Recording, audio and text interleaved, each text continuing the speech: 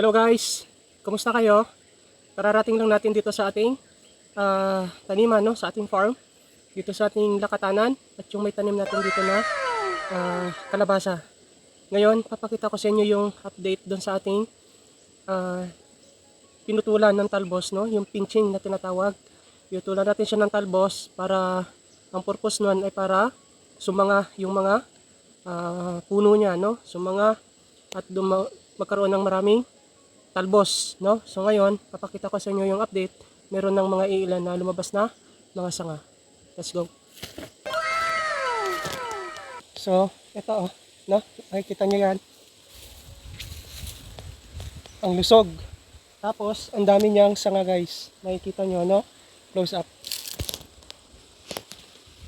Ayan, no? Diba? Sanga. Sanga. Ayan, no? Mga sanga. Diba? Pinutulan natin yan dito. Dito natin siya pinutulan. Karoon siya ng maraming sanga. Diba?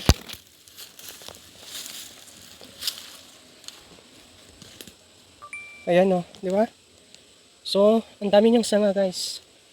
Dami pang maliliit. Kapag lumaon to, ang iba kasi na to, lumalabas din, naglalabas din kasi itong mga maliliit na sanga. Yung kantiwan na sinasabi nila, no? Yung payat.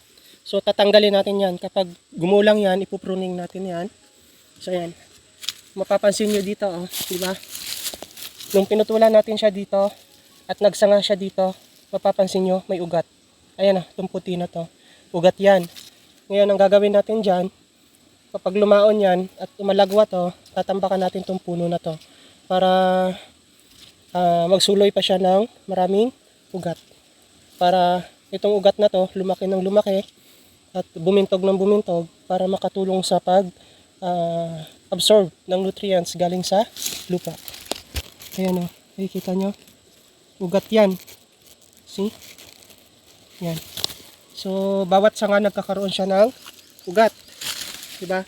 So tatambakan ulit natin yan, ibabaon natin yan.